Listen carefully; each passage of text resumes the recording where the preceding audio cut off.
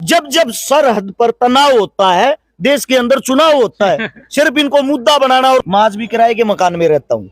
हाल में देखो 27 करोड़ की इन्होंने मदद कर दी गरीबों की, लेकिन कुछ कहानी जो समाज सेवी होती है इनकी अलग होती है, क्योंकि इनमें जो लोगों की मदद करने में जो इन्हें मजा आता है वो अपनी बिल्डिंगें महल होते हैं खड़े करने में नहीं आता। ये अक्सर की कहानी होती है। दोस्तों, मैं शहजाद बद्री, आप देख रहे हैं सोशल जस्टिस नेटवर्क। आज हम गांव माजरी में मौजूद है और जो समाज सेवी है हर्ष चकारा, ये सोशल मीडिया पर इनका नाम बड़ा चर्चित है। जिस तरीके से ये गरीबों की मदद करते हैं और झोपड़ियों में जाकर ये सोशल मीडिया पर बहुत ज्यादा चर्चित इनका चेहरा है। और दानिश में बराबर में खड़े हैं दानिश पवार जी, जो इन्होंने अभी गांव में अपना एक प्रोग्राम कराया था। हमने इनकी स्पीच भी सुनी।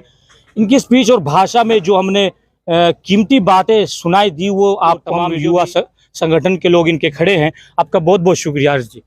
भाई साहब, शुक्रिया था तो आपका है, जो आपने हमारे को इतना कीमती समय दिया, हमारे को कैप्चर किया। क्योंकि आज का वक्त ऐसा आ गया है मेरे भाई, सब कुछ पैसे में होता है।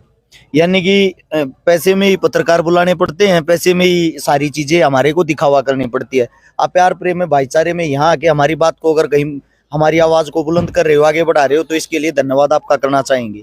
अच्छा हर्ष जी, ये जो आप काम कर रहे हैं, गरीबों की बच्चियों की शादी करना, और गरीब जिस तरीके से आज के वक्त में शादी बड़ी महंगी हो गई है, और इस काम में आपको मजा आता है या कोई लालच से आप ये काम कर रहे हैं? देखिए, मैं बहुत छोटा था, 1997 की बात है, मेरी उम्र 7 साल थी। मेरी माताजी की जो मृत्यु हुई थी वो सिर्फ 50,000 रुपए के ऊपर हुई थी। 50,000 रुपए ना होने के कारण अस्पताल के बाहर 1 हफ्ते तक तड़पती रही, और वो सारा मंजर, सारी चीजें मैं अपनी आंखों से देख रहा था। उसके 1 साल के दौरान ही मेरी दादी, मेरा दादा स्वर्ग सिधार गए। इन सब चीजों को देखते हुए जो मेरा पिता था वो सद्बुद्धि खो बैठा, दिमागी हालत से पागल हो गया। देसी भाषा में बोले तो मेरा जो भाई है वो मेरे से 3.5 साल छोटा है, यानी उसकी उम्र उस वक्त 3.5 साल थी। जब हम किसी के दर पे, किसी के द्वार पे कुछ मांगने के लिए जाते थे, क्योंकि वो उम्र हमारी ऐसी तो थी नहीं कि अपने आप बना खा लें। जब हम पड़ोस में जाके लासी मांगते, अचार मांगते या कुछ भी 2 रोटी मांगते, हमारे को गालियां मिलती थी, ताने मिलते थे। समाज क्या है, समाज के अंदर आज का जो समय है, जब लोग आपसे पूछते हैं आप करते क्या हो, ये जो वाक्य है, ये बहुत भारी चीज है। वो अंदाजा लगाते हैं कि आपको इज्जत कितनी देनी है। अगर आप बताते हो मैं अफसर हूं तो आपको उसी हिसाब से पेश आएंगे। आप बताते हो मैं मजदूरी करता हूं तो आपको फिर उसी हिसाब से इग्नोर करेंगे। यही हालात उस वक्त हमारे थे, जब हमारे पास हमारे ताकत नहीं थी। ये दिखाई दे रहा है इनका कोई भविष्य ही नहीं, फ्यूचर ही नहीं है, तो इनको क्यों किसी भी तरह की मदद देना। दूसरी बात ये थी, ये काम 1-2 दिन 4 दिन का तो होता नहीं। जैसे कि जो अगर हमारी बात करो कि जो हमारा समाज है, हमारे समाज के हिसाब से जब कोई मृत्यु हो जाती है, मौत हो जाती है, तो उसके 13 दिन तक, 13वीं बोलते हैं, 13वीं तक सभी इंसान इकट्ठे होते हैं। 13वीं तक अगर आपकी माताजी गुजर गई तो आपकी माताजी दुनिया भर की बनेंगी। सब ये बोलेंगे बेटे ये हम भी तुम्हारी माता, हम भी तुम्हारी माता।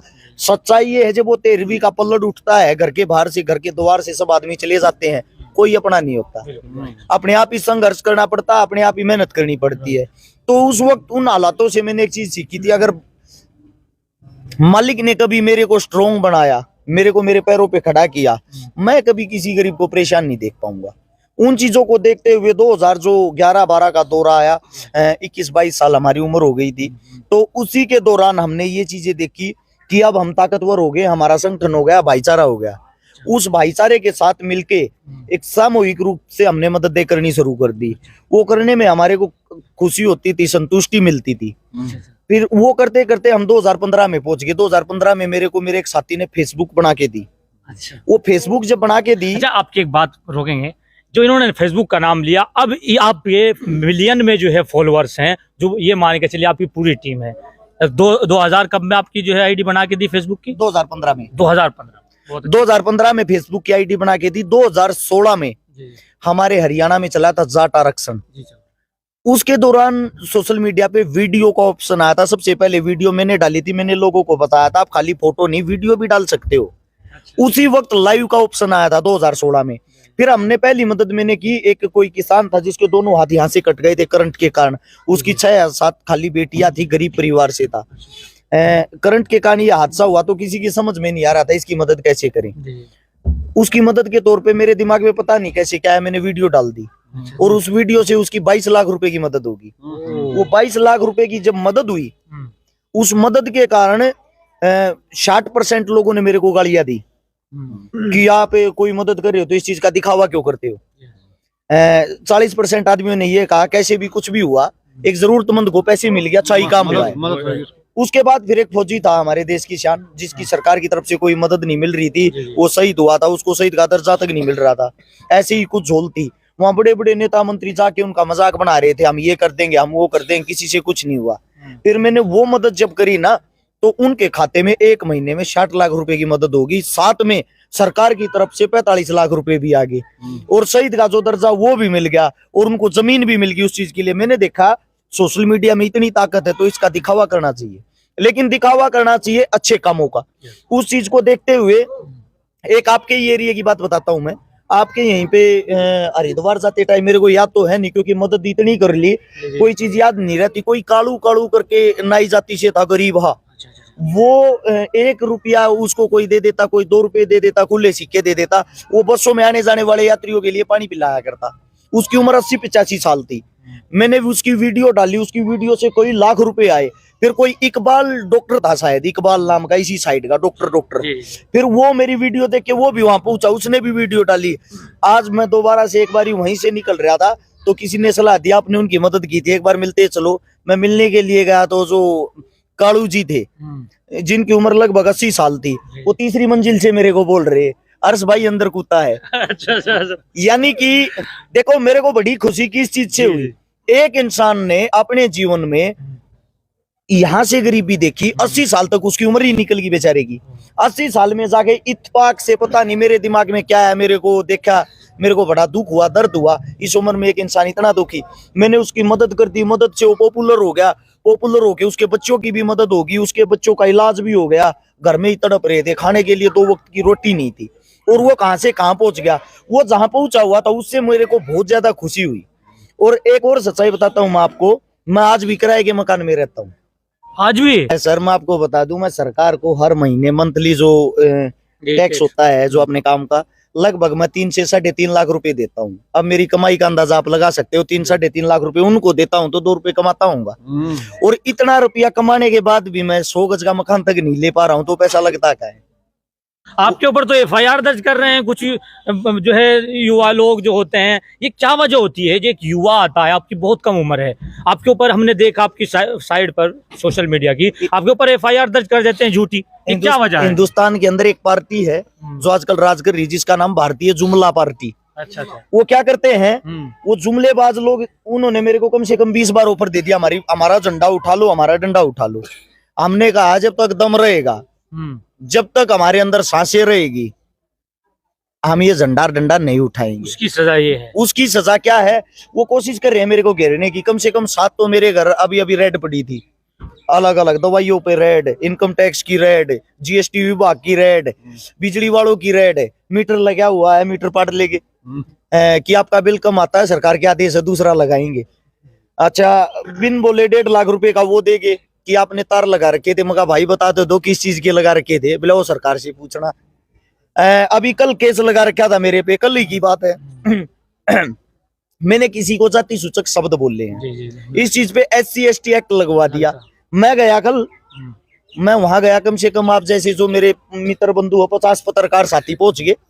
दिखाओ भाई वो जहां इसने किसी को जाति सूचक शब्द बोले हैं।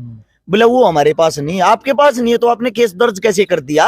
उस आदमी को बुलाओ, उस आदमी के पास कॉल कर रहे हैं, आ जाओ भाई, आमने सामने हो लो, यहीं पे आया हुआ ये जाति सूचक शब्द कहाँ बोल रखे? बोले वो हम अभी प्रूफ नहीं कर पाते, कहाँ बोल रखा कहानी, इसको अंदर कर दो, बाद में दिखा देंगे।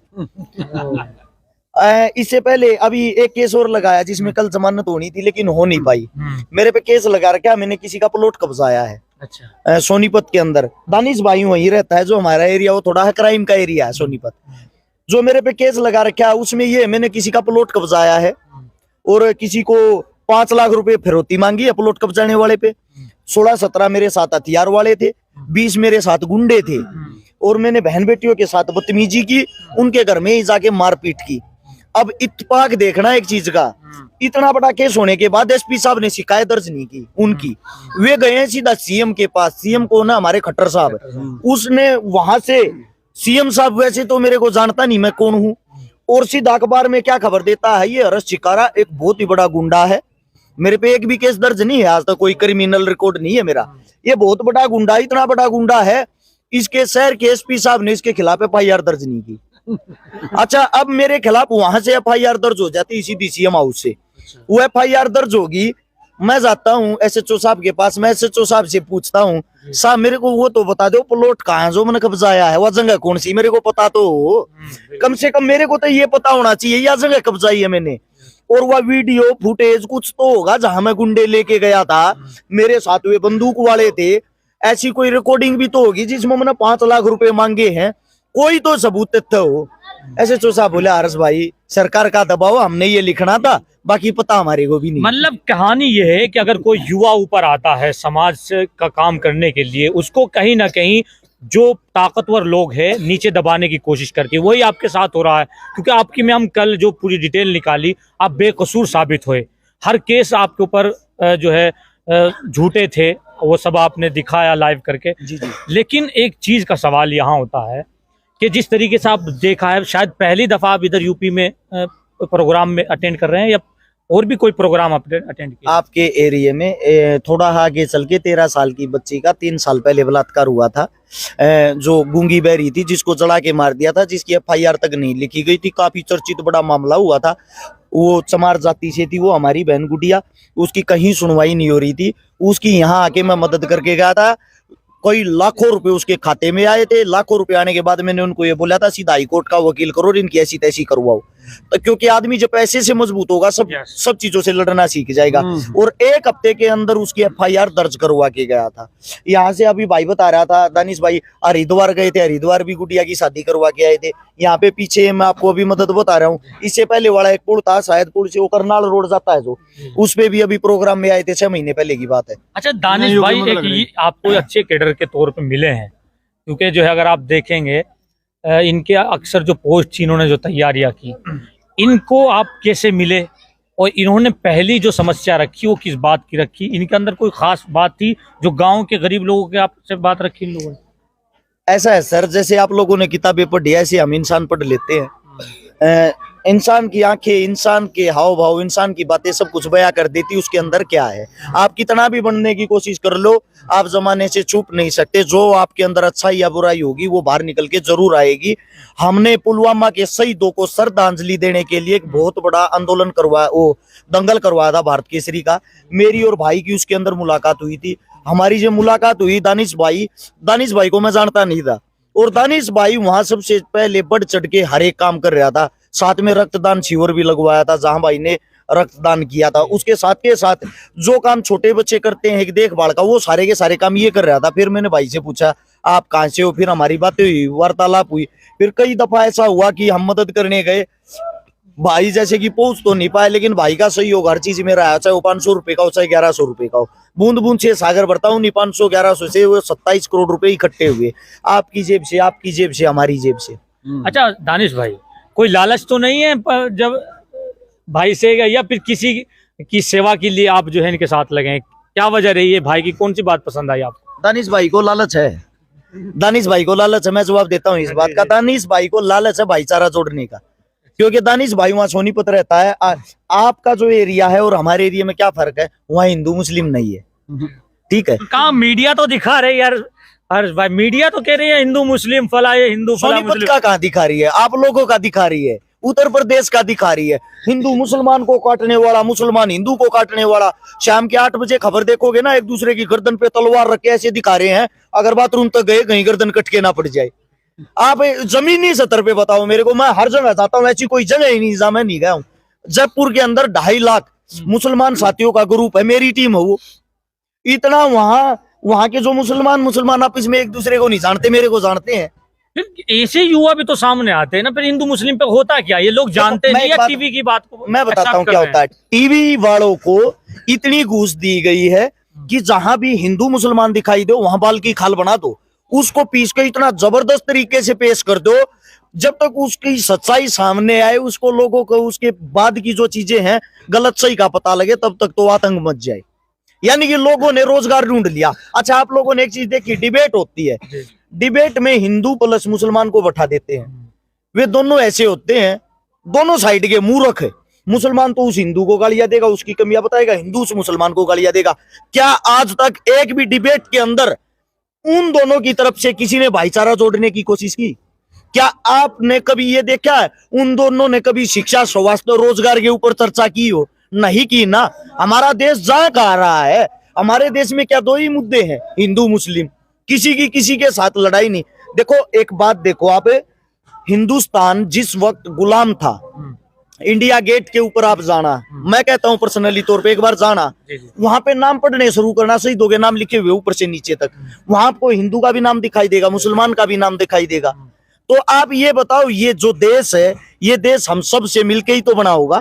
दूसरी बात, जिन मुसलमानों को ये कहते हैं मुसलमानों ने हमारे पे आक्रमण किया, मुसलमानों ने हमारे को धोखा दिया, मुसलमानों ने हमारे साथ ये किया, वो मुसलमान हमारा था ही नहीं।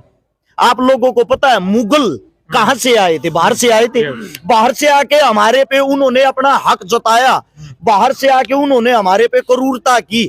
आपको नहीं पता हो तो यहाँ के सच्चे मुसलमान ने, एक भी मुसलमान ने उन मुगलों को अपनी बेटी तक नहीं दी, क्योंकि उनको बाहर का मुसलमान मानते थे, वो हमारे थे ही नहीं। तो आप गलत किनको कह रहे हो? गलत उनको कहो ना जो आपके आका थे, जो बाहर देश से आए थे आपके ऊपर। उससे पहले अभी मैं जो बातें बता रहा था, तैमूर जो एक मंगोलिक शासक था, जो चंगेज खान का वंशज था, वो यहाँ आता, यहाँ के क्रूरता मचाता है, सब कुछ तोड़ फोड़ करता है। वो हमारा मुसलमान कहां से हो गया?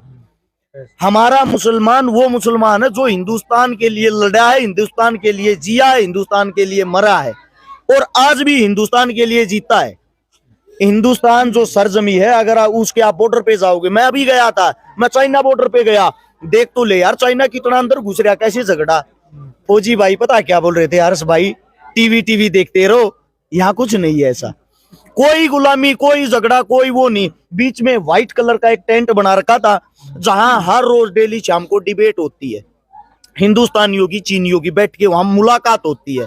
वहां से ये बताया जाता है उनको कि ऊपर से आदेश है दिल्ली से, आप लोगों ने गर्मा गर्मी का माहौल बनाना है क्योंकि चुनाव आ गया। मैं आपसे पूछता हूँ, वो पाकिस्तान अब इस वक्त कोई भी गोला क्यों नहीं फेंक रहा, कोई भी हमला क्यों नहीं कर रहा? भैया जी चुनाव नहीं है,